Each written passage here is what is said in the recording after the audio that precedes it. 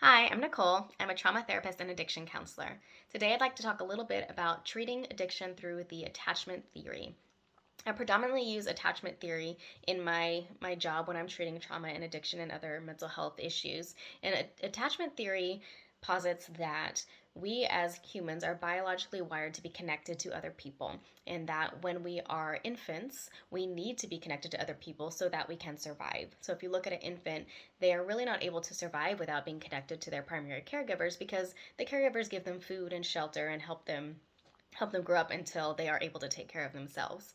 When we are in an unhealthy attachment with our caregivers, or we have a disorganized attachment to our caregivers, we start to form survival skills or attachments that kind of make up for what we aren't getting as a child. These attachments and these unhealthy strategies, they seemed healthy or helpful at the time, or they were helpful at the time as an infant to help you survive, but as they carry on into adulthood, they don't really make sense or match relationships anymore as an adult. So, some examples of this might be if I'm an infant and I recognize that my parent doesn't come to my aid unless I'm really screaming or being really loud, then as an adult, I might start to be really loud and demanding and asking for my needs, or do things that might be considered attention seeking behavior to get my needs met, as opposed to being able to ask for it in a healthy way. Another way this might look is if I notice that caregivers are unavailable, or they're anxious in their own way, or maybe their attention is focused somewhere else. An infant who doesn't have a logical thinking brain might adopt this as, oh, people are not accessible to me, people are not helpful, I need to learn how to be super independent and not rely on people because they can hurt me. And this turns into adulthood somebody who doesn't want to get vulnerable or connect with other people. There is a huge variety of how different behaviors from caregivers can impact how the child reacts, and it doesn't always mean that the parent is a bad parent. It just means that for whatever reason the child became unhealthily attached or created some patterns that helped at the time and just are not helpful anymore. So we're looking at addiction. Addiction is typically looked at in the medical community as a brain disorder. So it's a primary disorder that is mostly caused by genetics. When we look at it through the attachment theory, we dig a little bit deeper and start to view addiction as a secondary problem. So there's something deeper that is causing the addiction, as opposed to looking at the addiction as the problem itself.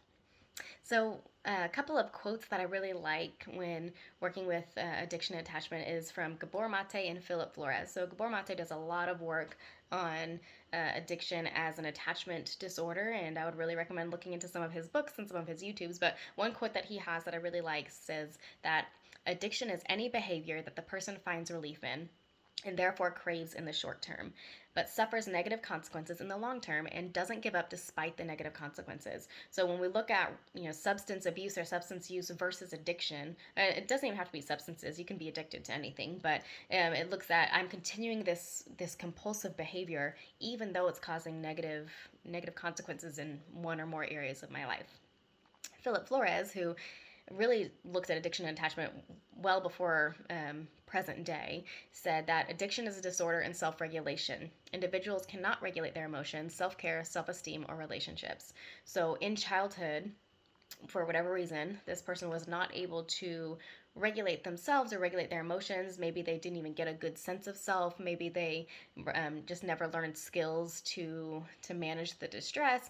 And so, as an adult, this distress feels pretty overwhelming, and moving toward this behavior helps to soothe it. So the behavior now becomes the behavior that the addiction becomes the new coping strategy or the new technique to soothe, as opposed to having the parent or caregiver soothe you. So, a quick overview of attachment theory. Attachment theory, again, it looks at this idea that we as humans are biologically wired to connect with other people. When we do not feel healthily connected to other people, then we seek other ways to feel safe and soothed. So, biologically, the best way to feel soothed and safe is connection with other people. Now, when we say that somebody who has an addiction doesn't have healthy connection to other people, it doesn't mean that they're not healthy people in their lives. It means that for whatever reason, their system feels unsafe connecting to people. So it could be that people in their life is unhealthy or are unhealthy, or it could be that there are some things getting in the way of allowing them to connect. Children will develop patterns that stick with them through adulthood, like I talked about earlier, and they start to build what's called an internal working model. Internal working model is how you view yourself, how you view other people, and how you view the world. So your sense of self really gets developed early on in your life, and your sense of how you view other people. Your internal working model can change. So it's a working model. It changes as you grow. But typically, what we develop our world around as children and babies is what kind of sticks as the base, unless there's something that happens that alters it. So you can have somebody who has a pretty healthy attachment early on, and then something happens, whether it's a death of a parent or whether it's some sort of trauma from an interpersonal relationship like sexual abuse or something like that later in life. It can adjust their internal working model and their ability to feel safe with themselves or other people. So when there's a disruption to emotional bonds, people lose the ability to care and comfort for themselves. Addiction then swoops in as the replacement for that. So addiction is the new relationship that feels the most comfortable. So, real quick, I'd like to review just the adult attachment styles. These are sometimes defined in different ways, but the way I like to define them is secure, anxious, avoidant, and anxious avoidant. Secure just means, like the short version of it is, it just means that I don't feel anxiety really in relationships. There's healthy anxiety in relationships, like, oh no, I've upset my friend and I need to work through it, but generally, not a lot of anxiety in relationships. Anxious means that I feel nervous that I'm going to lose the relationship or that I'm not good enough to keep this relationship. So behaviors that come from an anxious attachment style might look like I said, attention-seeking behaviors. It might look like getting loud to draw people in. It might look like exacerbating symptoms of illness, and even into a smaller amount, it might just look like chasing somebody. So if you feel that a friend is or a partner is distancing themselves, you might lean a little bit more, ask questions, try to confirm that they're still connected to you. An avoidant attachment looks like I'm going to be independent. I can't trust people. There's a fear of people harming you or people getting your information and somehow using it against you. So avoidant is more like I can trust myself. I'm going to focus on myself and not let people in. So there's a lack of vulnerability there. Anxious avoidant is a little bit of both. I'm both scared that people are going to leave and I'm scared that they're going to hurt me. So it's a very dysregulated way to experience relationship. So when you look at addiction, most of the time it's going to be somebody that's struggling with an avoidant attachment, somebody that sees people as harmful or not trustworthy, so they're leaning to this substance or this behavior as a way to replace that. So some things that back this theory up is the idea that Bowlby, the creator of attachment theory, way back in the 50s, whenever it was created, 50s or 60s, is he recognized that there is an inverse relationship between addiction and healthy interpersonal attachment, meaning that if I have if I have a healthy interpersonal attachment to other people, there's less likelihood that I'm going to have an addiction. And there have been several studies. There's one called the Rat Park study, which I will link below. There's a TED Talk on it. But long story short, they did a study with rats that noticed that rats became more addicted or had more addicted patterns to the drug. I think it was drug water that they had in the cages. When they were alone, they would almost always drink until they overdosed. When they were in a park with other rats and there was interconnectedness and community, they did not. So that's something that we can translate to people, or they have translated in studies with people, that when people feel connected, they're less likely to engage in addictive behavior. Some other things to consider. There are a lot of studies that note that women who have experienced sexual trauma are at higher risk for addiction. So again, that kind of backs up this theory that when you lose trust in relationships and trust in people or trust in yourself, you're more likely to engage in an addictive pattern. And then trauma, when you experience trauma, same thing. Trauma always takes away your ability to feel powerful or to be able to trust yourself or to feel like you're in control. And when you're trying to repair that sensation of overwhelm or feeling unsoothed or unsettled or low self-belief, shame statements, when you're trying to repair all that, addiction can be soothing, or the drug or the behavior can feel soothing. However, after the behavior or after the use, typically it will cause more feelings of shame or problems in your life or problems with your connections. And because of that, it'll start to cycle. You go back to the drug to soothe this new pain, and then it kind of gets worse and worse from there. So how do we heal from addiction when we're looking at it through the attachment lens? So the ultimate goal when you're going to therapy or you're trying to heal from this is to reconnect reconnect with yourself, reconnect with other people, learn how to have healthy relationships. It is going to be a process. Now there is habitual addiction, so you're now addicted to the pattern of using this thing or engaging this behavior. So there's a lot more than just learning how to connect to people and then it goes away. You have to do some cognitive behavior work around changing the habits or the patterns. But ultimately the goal is being able to seek people and relationships in a healthy way as opposed to the drug. So Yalom is the inventor of existential therapy, or the founder of existential therapy. He believes that part of treatment is helping the individual learn what they're responsible for and what they aren't. So one thing that the medical model, the traditional view of addiction got right, is that it's not the person's fault. This is not a matter of choice or willpower. This is a matter of learning how to work with what you now have. So somebody that does struggle with addiction, it's not as easy as just telling them to stop the behavior. Obviously, people will lean towards a less harmful way of living if they are able. A big piece of 12-step recovery is step one is recognizing that you're powerless to this thing. And once it feels maybe backward to say I'm powerless, and like that's not a healing statement, but it is to recognize that this is not my fault. This is something that's happening in my brain and my body. And now what, right? What can I do now? So recognizing that people are not responsible for the disease of addiction, but they are responsible for their own recovery, because who else is going to? They are a victim to whatever it is, the trauma or the experiences that happened to maybe cause the addiction behavior, because nobody did it on purpose. Nobody chooses to be addicted. But now that you are in it, it's your responsibility to recover. Maybe you're not responsible for losing control, but you are responsible for trying to set yourself up for success by not engaging in that first drink or that first drug or that first behavior. Another thing that comes up is with Gabor Mate again, he states that we need to help the person have a healthy reconnection to themselves. So me as a therapist or whoever is working with you can help you learn to reconnect to yourself. As the therapist, when you're in a therapeutic relationship, it can become a safe connection for you to practice some of these things. Yes, you might relapse, and yes, people in your life will probably have a big reaction to that. And then coming to therapy and being able to work through it in a safe way can be very helpful. And help reduce some of the shame around it.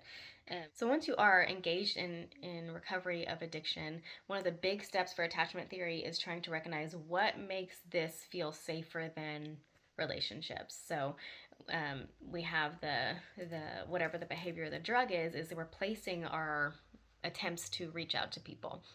And we want to learn out, why do people feel so scary or harmful, and what's getting in the way of our ability to let go of this survival skill. What was a survival skill when we were younger but is now harming our life. What's preventing us from letting go of that and leaning into relationships and people. And people can be harmful. I mean, it's not false that people can be harmful, people can be scary, but that's not most people, it's not all people. So being able to work through, what is my belief, what are your, or whoever the person struggling with addiction, what are your beliefs about people? What are your beliefs about relationships? What are your beliefs about self? How much power do you have to both experience pain and be okay from relationships, and to set boundaries and have power in relationships? There's lots of ways to feel empowered in relationships and be able to prevent yourself from feeling harm that's not completely disengaging from people.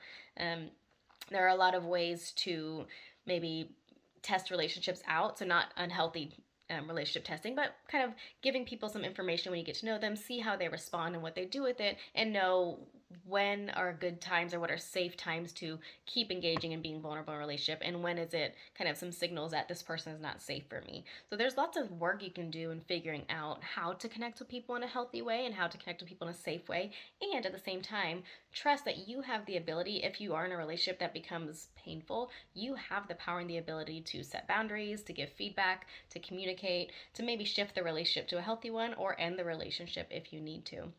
This is a lot of work that comes through both the 12-step process, through rehabilitation, through counseling, that can help you find a way to have a healthy relationship and healthy interpersonal connections with people.